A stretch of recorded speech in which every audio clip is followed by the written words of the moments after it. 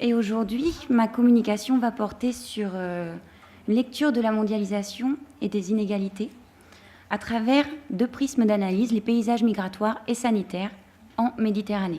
Dans les années franquistes, pendant la dictature franquiste, il avait prévu 500 viviendas.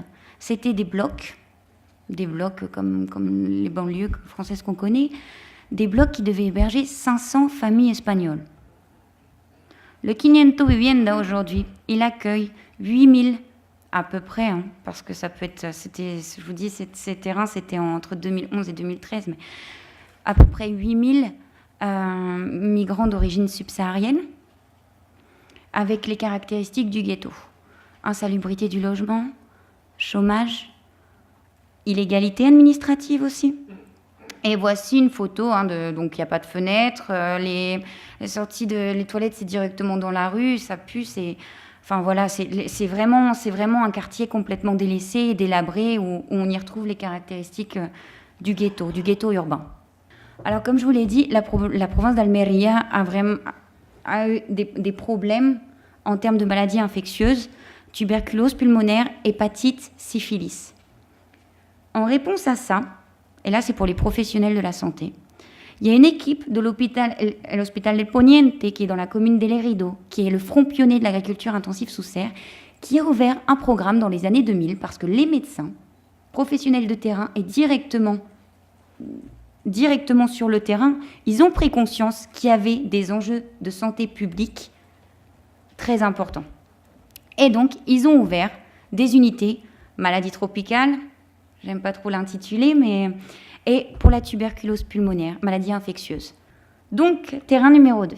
On part en Tunisie, on part dans la ville de Sfax. Je suis revenue de Sfax au mois d'août, j'y ai vécu 10 mois, et je voulais continuer la recherche que j'avais commencée en Espagne, travailler sur les migrants illégaux. Mais voilà, une fois arrivée à Sfax, c'est bizarre, pourquoi il y a plein de polycliniques privées? Il y en a partout. Et pourquoi tous mes voisins sont libyens? Et là, du coup, au laboratoire, ils m'ont dit, Betty, il va falloir que tu réorientes ton sujet. Il y a d'autres thématiques plus importantes à faire ici.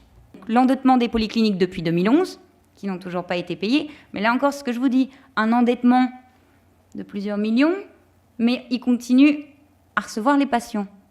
Il y a quelque chose qui... Et seulement 25% des polycliniques peuvent fonctionner sans les Libyens. Et ça, c'est vrai. À Sfax, ils l'ont tous dit, seulement 3 polycliniques pourraient survivre sans les patients libyens. On a interrogé 205 patients libyens. Ça arrive par la suite. C'est qu'il y en a beaucoup qui me répondaient qu'ils louaient une maison. 30 dinars, 40 dinars la nuit. Donc, c'est déjà une somme. Mais alors, ma question, c'est, il y a des maisons, il y a des villas, c'est vrai. Mais moi, tous mes voisins, ils vivaient dans ce garage-là, pour quelques jours. Donc, voilà, une des limites de mon enquête. Quand ils me répondent maison pour 30-40 dinars, est-ce que c'est ce garage-là? Et ensuite, tous souligner la corruption à la frontière. Évidemment, si on laisse un bakchich, à Ras Jedir, plus on paye, mieux on paye, plus on passe vite. Ce que je veux vous dire, c'est que la situation, elle est complexe, les groupes sont hétérogènes, et donc il faut éviter de tomber dans les stéréotypes et les généralisations simplistes, et il faut aller au-delà, et je pense que tous ensemble, académiciens et professionnels de terrain, on peut arriver à faire quelque chose. Merci de votre attention. L'objectif de ma présentation sera plus généraliste par rapport à des chiffres de nos consultations, mais pour un peu cadrer pourquoi les migrants ont des vulnérabilités en santé plus spécifiques. Et je reprendrai d'ailleurs des éléments qui ont déjà été dits par ailleurs. Donc, très généralement, mais j'imagine qu'on vous en avait déjà parlé cette semaine, pourquoi migre-t-on? Il n'y a pas une raison, souvent elles sont multiples et variées, souvent elles s'additionnent. Et donc, comme vous l'avez conclu, chaque situation est particulière, on peut difficilement généraliser. Et il y a toute une raison pour laquelle on va d'un point A à un point B. Et le comment on va à ce point A, à ce point B est aussi important. Ce healthy effect, ce qu'on remarque nous dans nos consultations, c'est que les migrants viennent consulter après 3-4 ans. Donc en fait, vu la condition d'accueil, par exemple, qu'on offre en Belgique, en fait, la population se dégrade très très rapidement, puisqu'elle vit en séjour irrégulier, dans des réseaux informels, dans des conditions socio-économiques très dures. Et donc, globalement, ce healthy effect n'est présent que les premières années, et puis elle se dégrade fortement. Après l'arrivée en Europe, il y a les mots de l'exil qui sont quelque part toute la problématique de l'accueil qui n'existe pas. Il y a la peur et l'incertitude, vu souvent le manque de situations administratives stables. Il y a une discrimination, xénophobie. Cette photo est une photo d'un migrant en Grèce, donc une personne qui a été violentée par le parti néo-nazi L'Aube dorée. Il y a de l'exploitation, puisque c'est des gens qui vivent dans des réseaux informels, des économies informelles, la violence domestique, etc. Et il y a un énorme isolement avec très très peu de support social. En tout cas, ça dépend des communautés présentes, mais pour beaucoup de communautés, il y a vraiment un isolement social fort. Alors, qu'est-ce qu'un système de santé, ou qu'est-ce finalement une société peut faire pour lever ces inégalités sociales?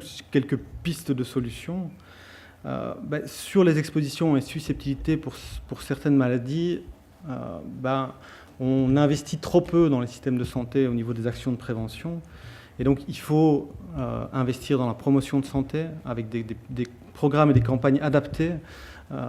On parlait un tout petit peu des statistiques ethniques. C'est vrai que on va dire en Belgique ou en France, c'est des choses qui sont totalement tabous, mais pourtant, c'est des choses qui sont intéressantes pour des politiques publiques, notamment qu'il faut des images visuelles adaptées à plusieurs langues. Si on sait que dans la communauté maghrébine, il y a plus de risques de diabète, il faut faire des actions spécifiques pour la communauté maghrébine.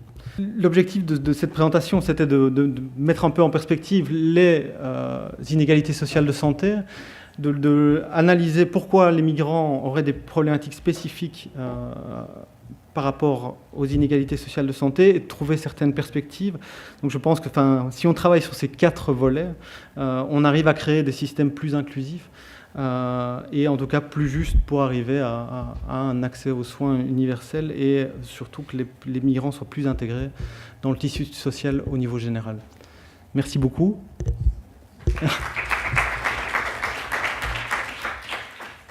Expérience très très intéressante. On a visité l'Italie, on a eu plusieurs contacts avec les autorités italiennes.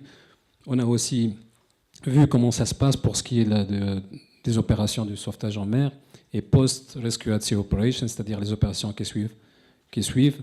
Et on a vu qu'ils ont une expérience assez intéressante, même si leur système explose plus ou moins, et si on peut le mettre entre guillemets.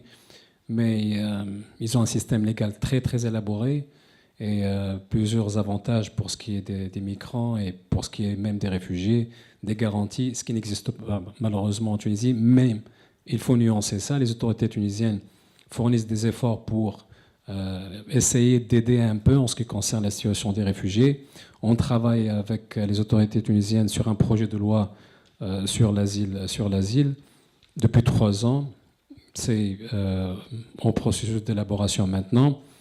On travaille aussi sur d'autres secteurs. Elles nous aident en ce qui concerne la protection et l'assistance fournie aux réfugiés, mais on aspire à mieux parce que le travail du HCR, en fait, c'est de fournir un contexte et un espace de protection favorable à ces gens vulnérables.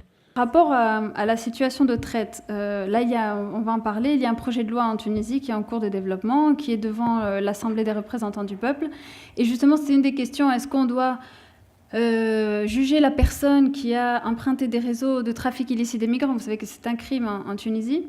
Comme donc une personne qui a été victime de la traite, mais qui a emprunté des voies irrégulières de la migration. Comment est-ce qu'on doit la juger? Pour le législateur, c'était très clair, la personne qui a emprunté des voies irrégulières de la migration doit en aucun cas être jugée comme un criminel, bien évidemment. On doit considérer qu'au contraire, pour les réseaux, c'est une circonstance aggravante. Le fait de déplacer une personne dans un pays dont elle ne connaît pas la langue, dont elle ne connaît pas la culture, elle ne sait même pas si elle a des droits, elle n'est pas informée, etc., c'est beaucoup plus facile finalement de la manipuler. Et le but ultime de la traite étant l'exploitation, de l'exploiter. Quand on parle de traite des personnes, c'est vraiment l'esclavage, comme on entend parfois ce concept, l'esclavage moderne, et c'est vraiment ça.